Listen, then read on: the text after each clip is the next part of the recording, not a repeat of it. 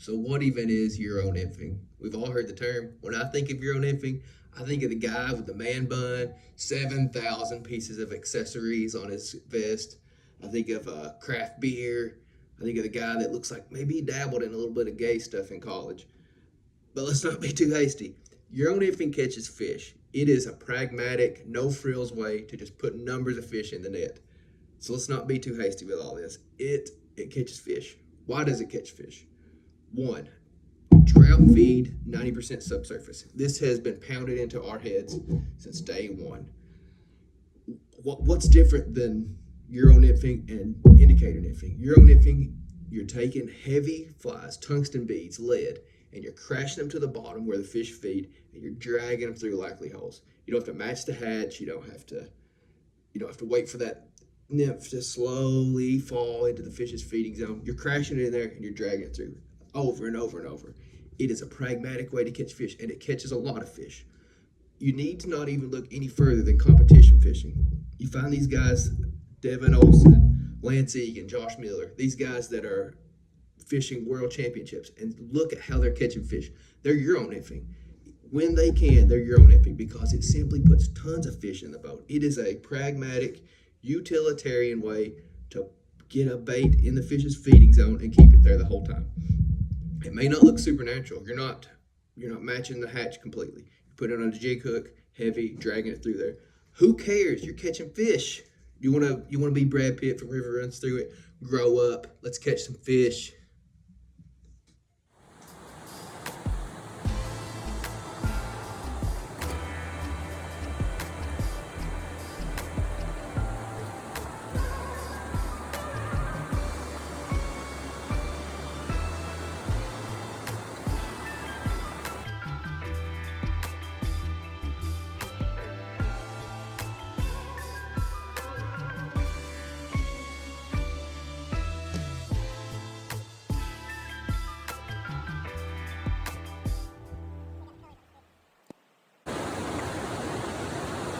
Oh, wow.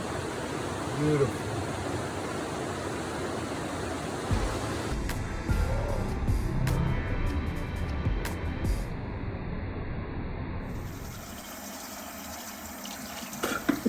So let's look at the gear. What kind of gear do you need?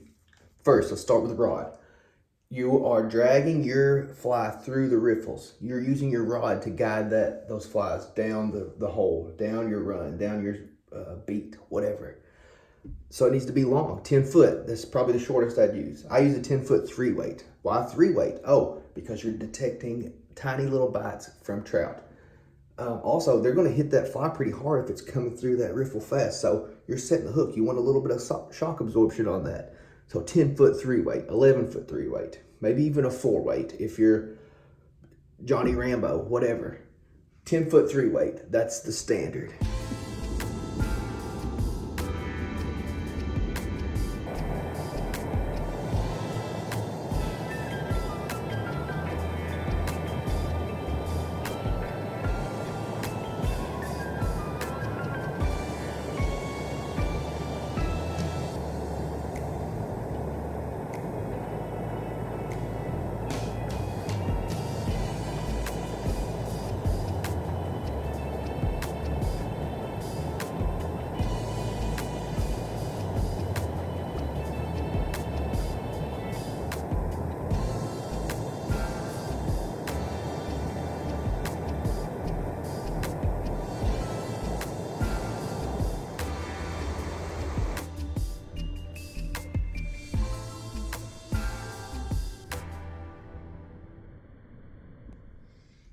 So let's talk about lines.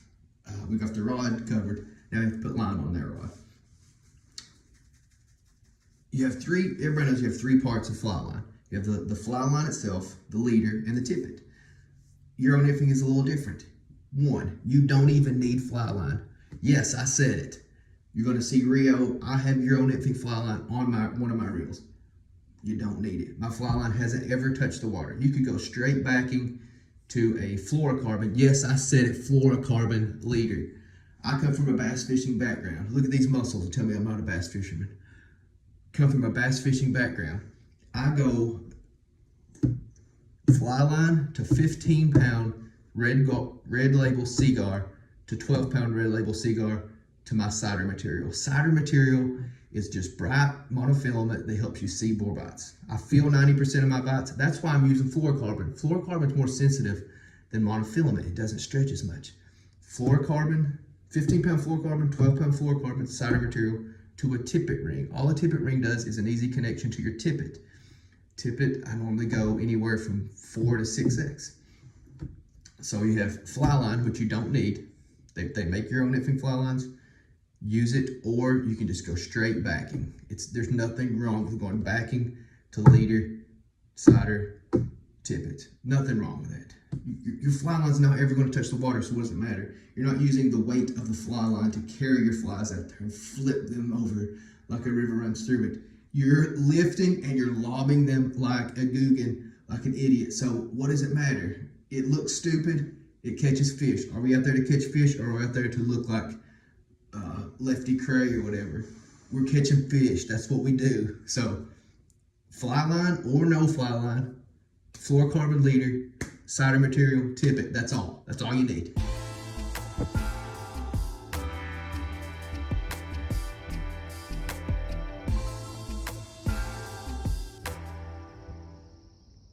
Look at all these fly patterns. They're so fly.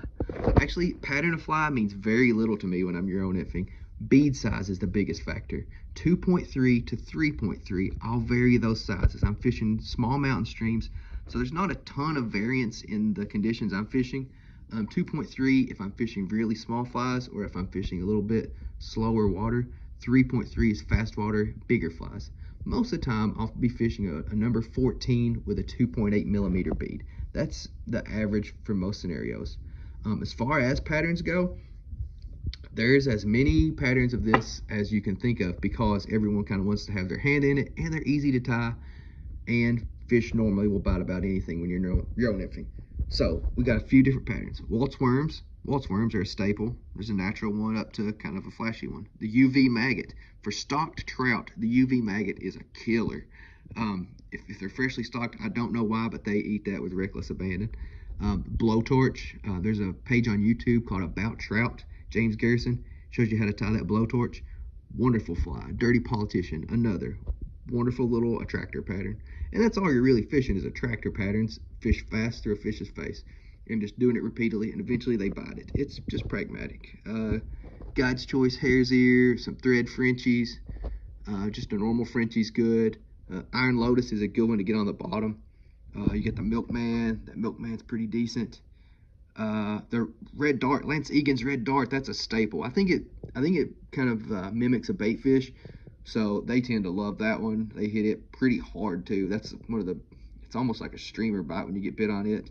You got some Rainbow Warriors, some Tungsten Surveyors, but there's a more friggin' patterns than you can shake a stick out of this, and really it's just putting a hot spot and a little bit of bugginess on your flies. The pattern doesn't matter that much. Vary your bead size. That's the biggest factor.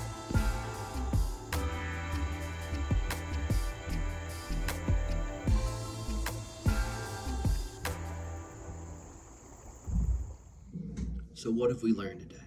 Probably not a lot, honestly. I'm an idiot, I'll admit it. I come from a bass fishing background. What I've done is I've taken bass fishing things and kind of adapted Euro nymphing to my style of fishing and caught a ton of fish. Big fish too. There are people that know a ton more about this than I do. Some places I'll point you. Orvis makes a guide on YouTube that is wonderful. George Daniel helps with that. It's wonderful. I think they had bad conditions in that video, so it doesn't show a lot of fish catches, but the video is very informative.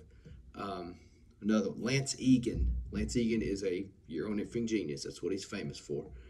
He has a lecture on there about Euro nymphing on YouTube that is wonderful. Sit through the whole thing. It's an hour and something long. Sit through the whole thing. You'll know all you need to know about it. The only thing that I would divvy from his stuff that has helped me is the leader stuff. They make leader formulas probably way too hard. And I think they just make it because it's a little easier to cast if you have all those big line down to small line. But if you can learn how to cast that two-part 15 to 12 leader, you're going to feel more fish. It's going to be a lot more simple to tie. And you're not going to, it's not going to take the time to tie to. Um, and you can feel fish a little better with fluorocarbon, I think. What else? Two good guys on YouTube that are kind of funny. About Trout has a channel. He's funny. He has some good Euro nymphing videos. He shows you how to tie several different Euro nymphs. Check out that Milkman video he has. It is titty city. And then Huge Fly Fisherman. He mixes in some stuff. He's funny, but he also has some Euro nymphing stuff too. He does drink PBR, which kind of bothers me a little bit, but he's funny. He's a good guy. Um, as far as brands of things, I'm not super brand loyal. There is one brand that I love. It's a website called Adventure On. It's a family owned small business. They have fly stuff. I got my favorite fly rod from them, the Douglas DXF. It's a little expensive, but it's wonderful. I have two Euro nymph rods. I have a cheap one, the Echo Carbon XL. For the price, it's cheap, but it's for the price, wonderful little rod. My wife will Euro nymph with it, and she normally whips my ass. So it's a good rod. And then the Douglas DXF is a little expensive, but wonderful rod. Light, sensitive. You don't have to worry about missing a bite on it because it's so sensitive. Those are my two favorites. I'm an idiot, but if you want to comment, my email is adamchasejones@gmail.com. If you want to email me any questions, I'll tell you what I know. I'll tell you how I've adapted my dumbass stuff to this fly fishing stuff. Yeah, have fun.